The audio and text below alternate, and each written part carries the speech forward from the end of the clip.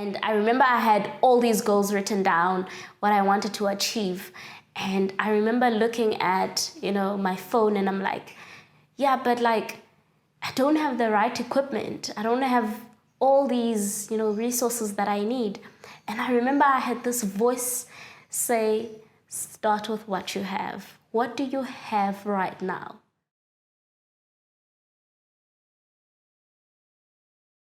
Welcome back, Toronto. The beginning of this year, it started off with a bang. It started off with you graciously agreeing that you will be one of the first people to appear on Abrasive Conversations. And since then, many things have happened for me, and also many things have happened for you. So let's do a quick recap. I want to pick up on some of your highlights. And I think one of your biggest, and I think will be in the future, one of your most cherished moments is that you were part of the Woman King. So talk to us about that journey. How did you end up in Woman King, and how was that experience for you? Firstly, thank you so much for having me back. The Woman King, gosh. It came out of nowhere, actually, because I did not expect it. I did not audition. I did not send through anything, I just one day, I just got in a WhatsApp message saying that I was shortlisted for a gig. When you're shortlisted for stuff, they don't tell you what gig. So I was like, okay, I haven't gone to auditions or anything. And coming back to Cape Town now, I had reconnected with some of my old networks here in Cape Town in the modeling industry and casting industry. So, but I hadn't done any work or I hadn't gone to any auditions. So I was a bit confused, but I knew, the number, So I was like, oh, okay, this is interesting. I saw the name, the Woman King, and it didn't click. It didn't click at first because, I didn't know. I didn't put two and two together. So, but after a while, I realized, no, man, this is the Woman King. So I was like, oh, shoot. Yeah, come on. Shut. Let's go for it. I'm in. Still today, I don't know how I got into the Woman King, but I just got that WhatsApp message, and I went for a fitting. I was told to go for a fitting. I went to a fitting.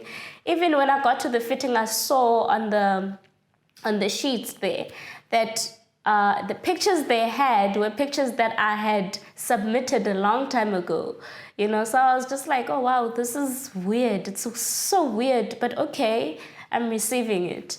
And that's how I ended up in the cast of, well, not really in the cast, but part of the Woman King. So, yeah. So tell me, how was the experience in the journey for you? Yeah, the experience was great at first. Well, it was great, but it was great in the sense that it was exciting at first, working with these big names, all under one roof, sort of bumping into them. And one of them being, Viola Davis. I always loved her, And funny enough, like a couple of months, prior to that, I had DM'd her. Oh my gosh, that's the craziest story ever. I had DM'd her and Oprah and I don't know who else. But, I was still pushing my book and I DM'd her and I said, listen, I'd love to give you my book, ABCDYZ. Knowing very well there's like a 0.something% chance that she would ever open that DM. But for some reason I was like, actually, I am actioning this thing out. What the universe, what God does this, what God does with this, it's up to him. So yeah, and I was there and it was great. It's a lot of hard work, being an extra. It's the word extra says it. Explains it. It's a lot of hard work because, I was a soldier. So yeah, you had to walk bare feet. you had to fight, action, all of that. It was just crazy physically, and the sun, December, it's not friendly. So yeah, but overall, I learned a lot. I learned a lot in terms of what it takes to, create a movie. The production, it's massive, it's crazy. But I also learned a lot from the conversations I had with, other people, from the production guys. I'm a person who mingles and, I'll talk to everyone. So I learned a lot from different people. So it was great. And I just remember standing, in one of, the houses. And I remember standing next to the viola, and I'd forgotten about the message. I'd forgotten about the DM. And I remember standing next to Viola. I'm not a person who gets starstruck or, all of those things. I'm not that person. But I do remember standing next to her, and I thought to myself, Lord, why am I here? Well, why am I here? I get it, fine. Yeah, the woman king, the story, great, fantastic. But why am I here? There ought to be something, that I'm doing here. Why am I standing next to Viola Davis? And I remember I kept asking that question the whole day. The whole day, kept asking it. And it only occurred to me, I think the evening, I think around 6 o'clock when it was time for us to leave. And I was like, flip. 3 months ago, I had DM'd Viola Davis. And I was like, flip. And I thought that was like an impossible thing that she would ever even read my message. And somehow, here I am, next to her. So yeah, my DM went from being a DM that will never be seen to a conversation with Viola Davis. Crazy. That's crazy, but sometimes when you put the right energy out there in the universe, that energy returns. So you DM and you expected the best thing you could have got from that was a text, but you literally had a conversation and a physical presence of that. So yes, a fun question then. After experiencing that, would you ever considering taking up acting full time? I think so, hey? I really think, I don't think I have the talent though. But you never know up until you try. That's another thing. And for me, I feel like I can do anything if I apply my mind.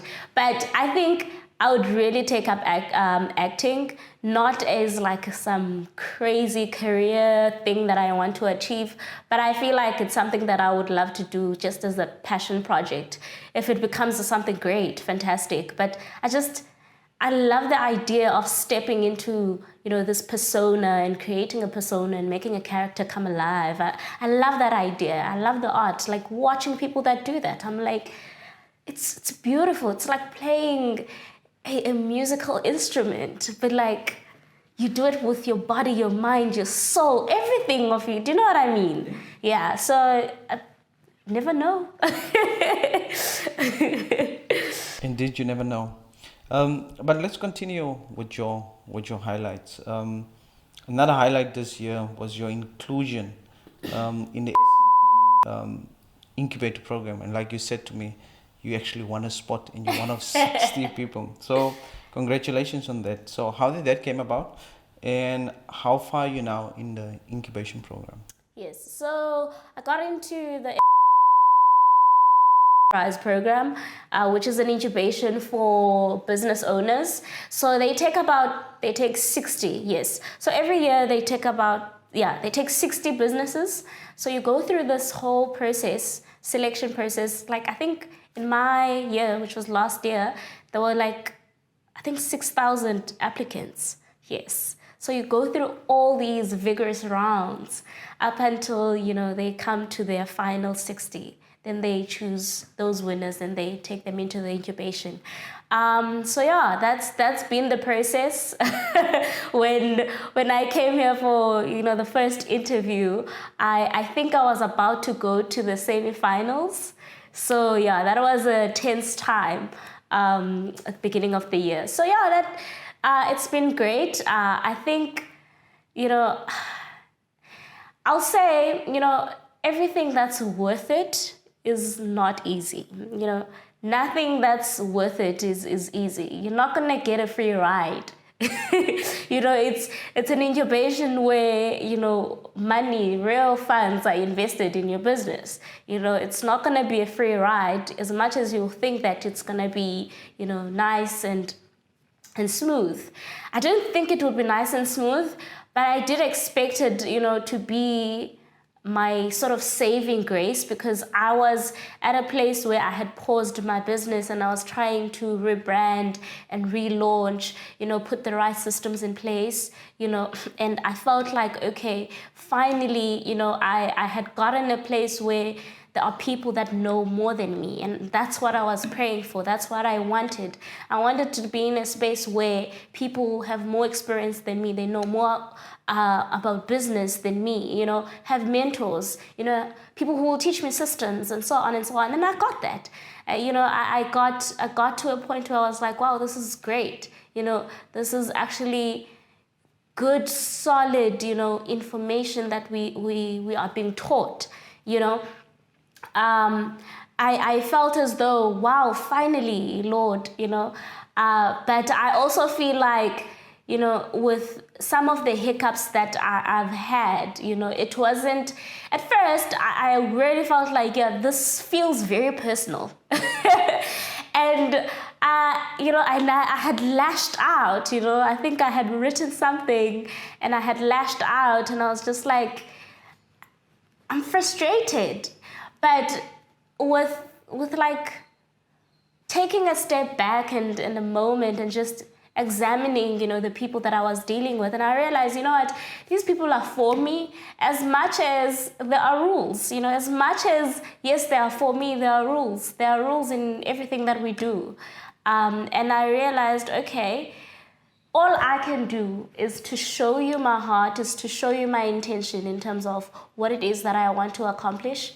What is my plan? Everything else outside of that I can't do, And I kid you not, the moment I took that stance, I think that's when things started to move, the direction that I desired. But also at the same time, I'm grateful I had, that stumbling block.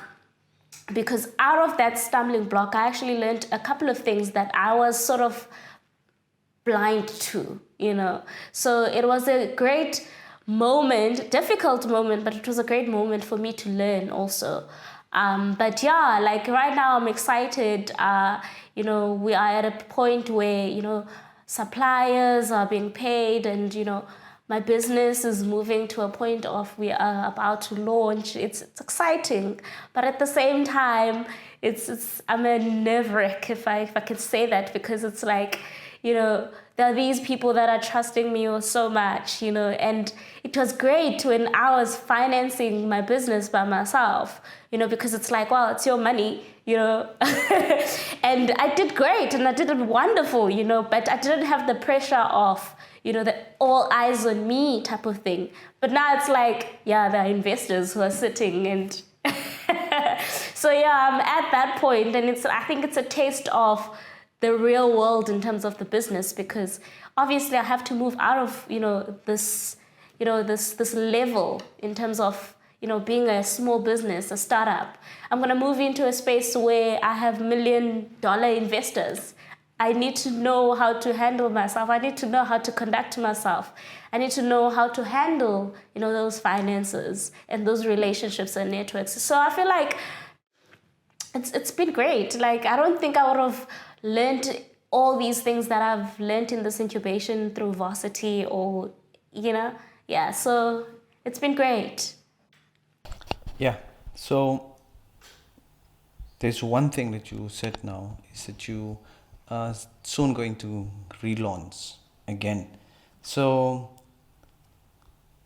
talk to us about that journey. You don't have to go really in deep, but what do you think is some of the biggest mistake you made and some of the biggest lessons you've learned? Because what you just now said is that Varsity didn't teach you or will never teach you this. Now, the reason why Varsity can't teach you this is because you have to make the mistakes. Yes. And learn from your experience. From those mistakes comes the biggest lessons. And this is the reason why I'm asking you this specific question? Sure. So just to rephrase, my biggest mistakes and what I learned from it, is that the question? Yeah. I think, sure, we could have this conversation like throughout the whole day. I have a list. But I think, the biggest ones, or the highlights, the make or break mistakes for me, I feel like number one was, there is such a thing as growing too fast. If you don't have capacity and your growth is not matching up with, your development, with, how much you can hold, how much you can facilitate that growth, then that can be a breaking moment, And I think I wouldn't say it was a mistake, because I had no control over how my business took off.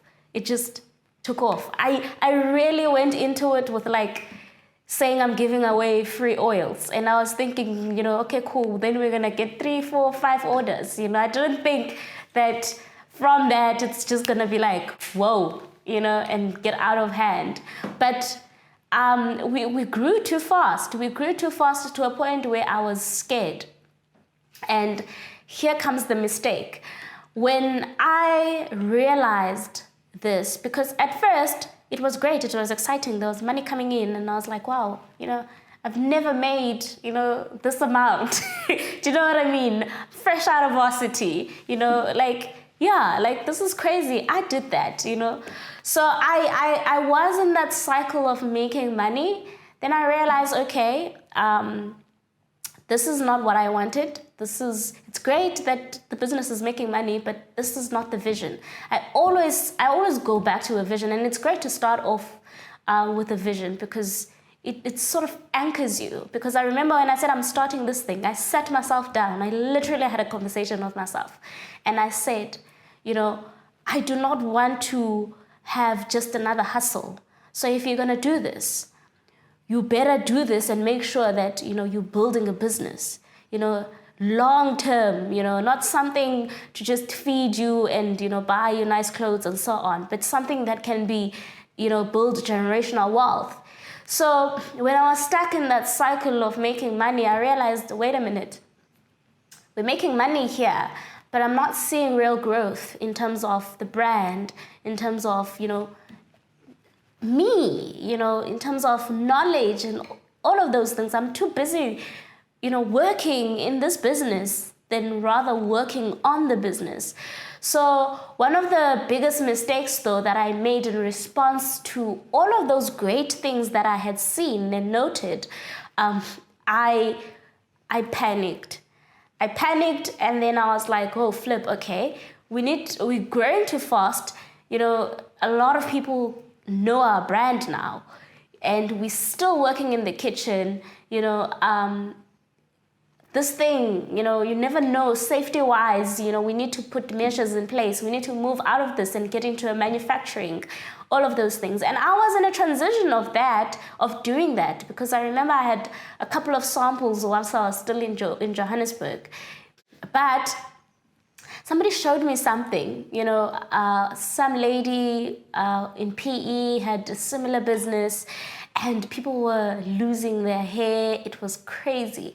I think that's the moment that freaked me out, because I realized, if you fail publicly, you hit, there is recovery, but sometimes there isn't recovery for a brand. So in response, I was like, okay, cool. I closed down business. I was like, okay, cool. This last batch is the last batch. I am going to, and financially also, I just felt like my business was paying for my rent, everything. It was just a cycle, man. I was like, no, man, we need to find better systems for this business. So packed everything up in Johannesburg, and I left. I went back to my village, back home. And yeah, it was a struggle. It was a struggle also, just trying to sort of work from there. And now that I know better, I do realize that was the biggest, it was it was close to suicide, business suicide now, because yes, it was wise for me to see and foresee, that we need to move out of this cycle. But I don't think the approach of, pausing business, was smart, because I thought, because we were doing research and development with NMMU at the time, I thought that was just going to be like a 6 months, even 6 months seemed like a long time. I underestimated that, and it took a flipping year. So that cost me so much, a lot. So I think that was the biggest mistake. Was the biggest lesson? I think my biggest lesson from there is to not act out of fear. The moment you act out of fear, things things don't go as planned. There isn't much reason when you react. You mustn't react. That's the problem. You mustn't react. You must anticipate. Yes, it's great to react when there's a need to react, but I think you must, as an entrepreneur, you need to look at your business right now, look at it in the past, how it was, and look at it in the future. You must be able to foresee things and plan accordingly. And I feel like I should have been able to foresee and plan accordingly. I foresaw and didn't plan accordingly. I reacted. Do you know why I'm smiling here behind the scenes so much? Yes. It's because last week or the week before that, I had an interview with Kyle Jenkins. He's a prolific writer. He wrote in, I think in a year, he wrote 9 books. Last year, he wrote 9 books in a year, and he published all 9. But he came with 7 years. Prior to that, there was 7 years of reaction. Sure. Rejection. So nobody wanted to take him these books. 7 years. And he said the only time his first book was published is because he started planning the books better. So planning. Yes. So you foresaw it, but you didn't plan. To mitigate to that, I just reacted. Yeah. That was the biggest, So that's a great lesson. So, but Kinina Africa is doing things now. So you finally have a VIP club, and I know people like things. Even me, I like things, and people like VIP clubs. So is this VIP club come with a black card? How does this VIP? I hope they come with a black card. So how does it work? So the VIP membership, the way I see it, out of my business, I really realized and learned that, my clients, they are the heroes, of the brand. They are the heroes of the business, and they will always be that, because they are the ones that build it. They are the ones, that push the brand. And with where I want to move with my business, I want to position my brand in such a way that it's a luxury brand. Things like having a sale and, those things that I used to do when I was in the kitchen. I want to move away from those things. But at the same time, I also want to give back to, the people that sort of have been there for the brand, moved the brand type of vibe to where it's going, to where it is. And, right now the VIP, club is still open to anyone. Anyone can click the link and get in there, And that's I laughed at it when I started it out, because I realized it's funny.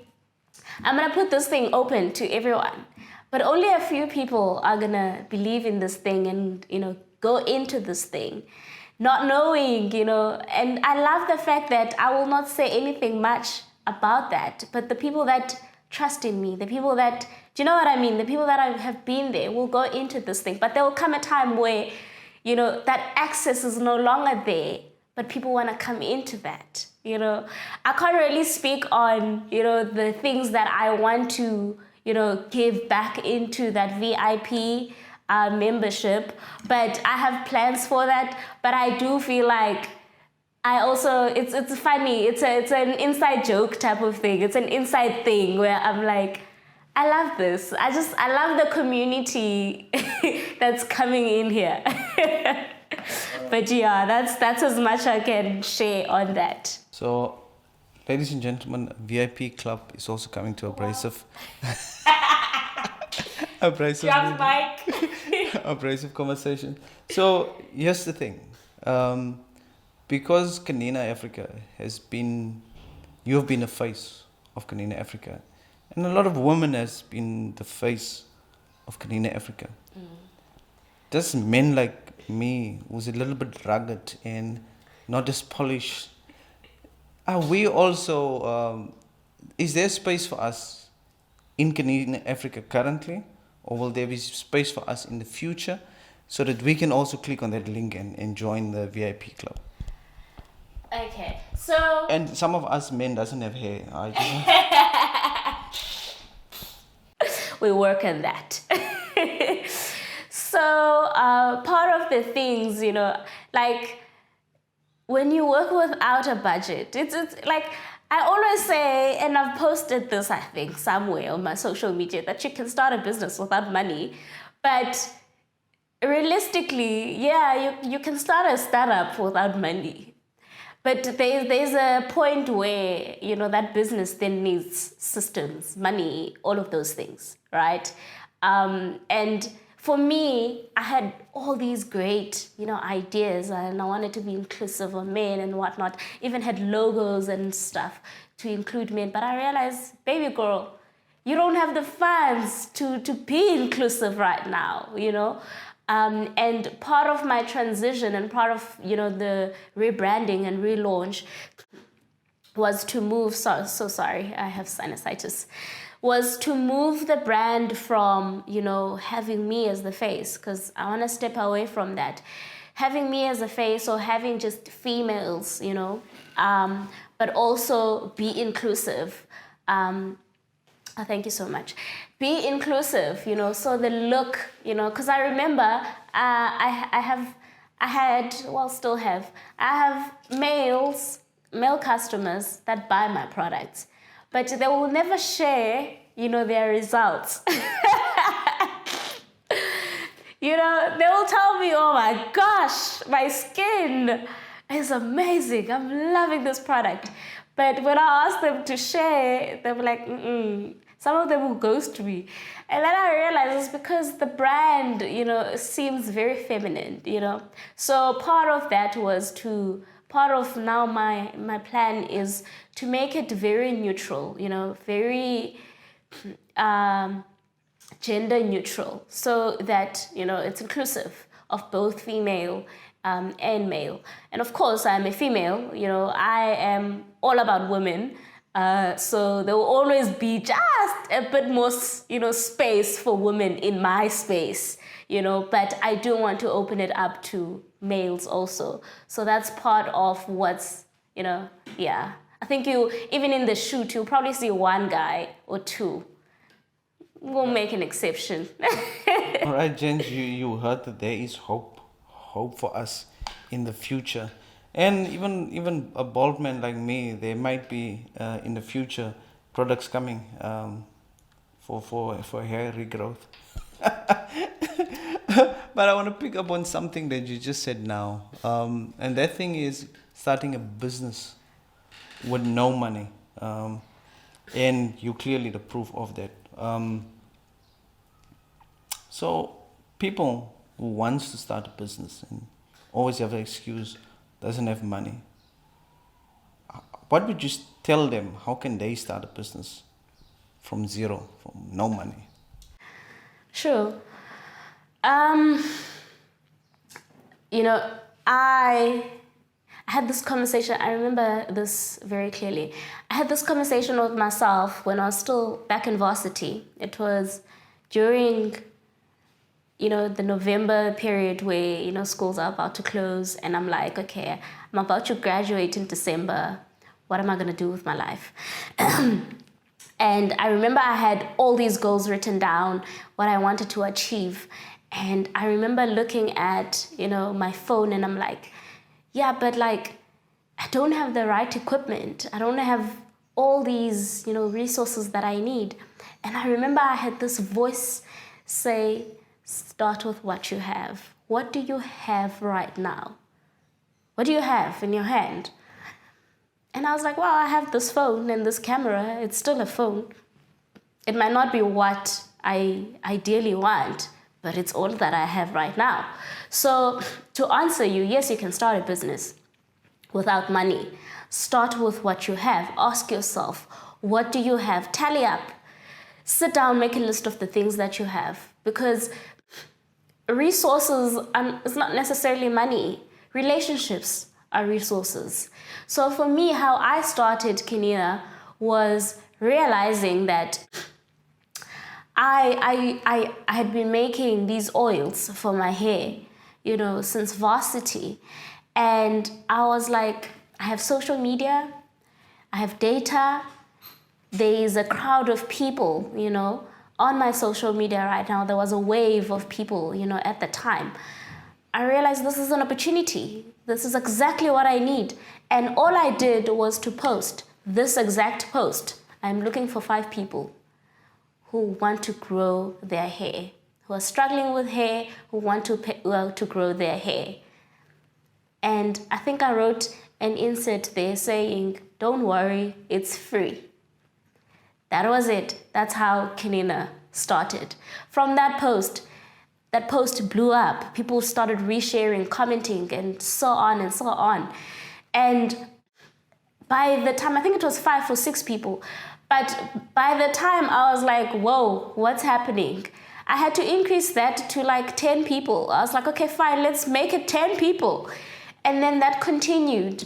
So by the time, and I thought I was gonna use 200 rands to go buy the oils and mix it up and send it to the people and test it out and see how, it's gonna work for them. And I was thinking maybe that's a long-term plan. I'm gonna do this thing. But I kid you not, from that post, it blew up. By the time I was like, okay, we're gonna make the oil now, I had about like 72 orders. There was no product. Do you understand what I'm saying? There was no product, there were no ingredients, no labels, no bottles, nothing. There was absolutely nothing. But I had orders, I had pre-orders. So, do you get what I'm saying? It's about being innovative in how you think. And I took that money and I made, the batch for the people that won, and I distributed to the people that bought more to make more, got more orders from there, and that's how the business grew. The rest is history. We're here. The rest is indeed history. But at some point you need to scale, move away from the startup process. So, what do you think? And you are now in that process of really scaling and going to the next level, because that's what you're saying, is that you need to get to that next level. So, what do you need? What do you think entrepreneurs need to scale their businesses?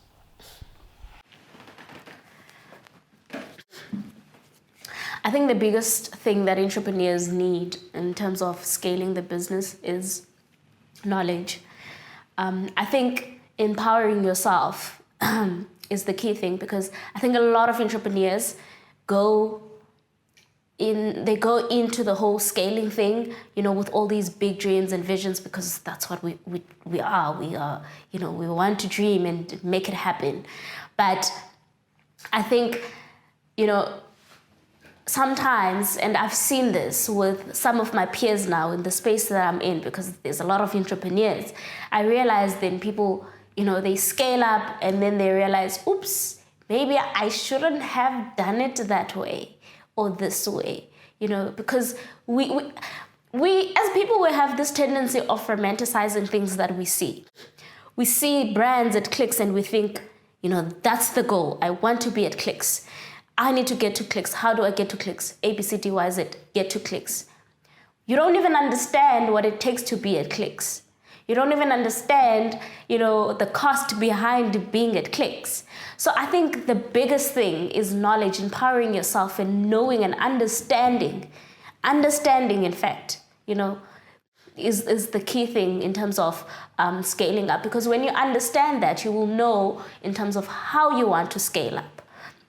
So do you want to scale up and get into retail? Do you want to scale up and sort of, work sort of with your marketing and push your brand on the e-commerce site where you realize that, okay, cool, I retain all of my profits here.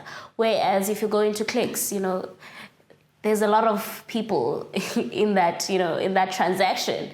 So, and do you have capacity for that? And I think the other thing that you need to, to have is to understand, the systems, have systems in place. Have systems, have the right people, because if you don't have the right systems and you don't have the right people, you can't know everything. And therefore you can get ripped off, So getting into your Clicks and your Woolworths, you have to give those people sensitive information, things like that. I think us as entrepreneurs, especially us Black and colored entrepreneurs, who don't necessarily come from, homes where there is like business people and so on who have this knowledge, we sort of find out, these things, by oops. And by the oops, you're already hurt. It already cost you money, I think knowledge is key, is positioning yourself in the right spaces to move in the space where you have people that know more than you. And more than anything, knowing the people whom to seek counsel from. Because it's those people that have your back that will tell you, okay, babes, calm down. You have great dreams, you have great ambitions and so on, but be careful of that, be careful of that. This is how you navigate this. This is how you navigate this. If you have that in place, you can always find money, and money is the next thing of scaling and so on. But systems, knowledge, empowering yourself are the key things I say personally. You need to place in, you need to put in place. Without that, a lot can go wrong. So, ladies and gentlemen, you've heard it now, is that if you are an entrepreneur and you're thinking of starting a business, you can start from scratch. You don't have to have anything. Just need an idea. 72 orders. Without a product, without a label. That is an amazing story. But more importantly, don't stop learning. Stop learning. So continuously learn the systems. Know what you set what you allow yourself into before you start scaling. And once you scale, then you can go into the money and stuff like that. And now we come to, you wanted to say something? So sorry, can I check my phone quickly? So I just have one more thing to ask you. But before I ask you that, I need to share this with you. Damon Dash said, you need to dream big enough so that you are not the only one affected. You can't help anybody if you can't help yourself. You also said that dreams die when they are accomplished. And I think for me that was such a big thing. It's like sometimes we hold on to a dream and we keep telling people that dream and we achieve it. But dreams die and go on. So, what are your dreams? What are next for you in Kinina Africa? Sure. I think I'd also, just before answering that, I think I'd also want to add onto that, sometimes the dreams that we have lead to the ultimate dream. Because conceptually, sometimes we can't really, dream the actual dream but it leads there. You realize along the way, actually, this is it. Because trust me, I never dreamt of being where I am. I had other dreams, but those dreams led to the ultimate dream, of my heart. But yeah, to answer your question, right now, I think my biggest dream, in fact, funny, if you had asked me this in the first interview, the answer would totally be different to what I'm about to say now. I think my biggest dream right now is, to find love and to have kids, to be pregnant. I want to be pregnant. I hope not big and fat and not be able to lose weight. I'm sorry if that is not something you say, but but like really currently my biggest dream is just to find love and build a family, and enjoy that. I think I don't want to have that at 35, at 40. There's nothing wrong with people that start having that at that time, but that's just not a thing it's not a dream I had for myself. It's I want it now in my 20s. So that's my current dream, and it doesn't take away from me and the ambitious me and CEO, all of these things. All those things will forever be there because I am who I am. I can't fight who I am. I'm this ambitious person, but I also realize there's this feminine me inside of me that I cannot dispute, I cannot fight. And if I do that and I bury myself in my work, I'll be denying myself the one core thing, that I desire outside of money, outside of anything that I could ever dream, which is just to love and be loved.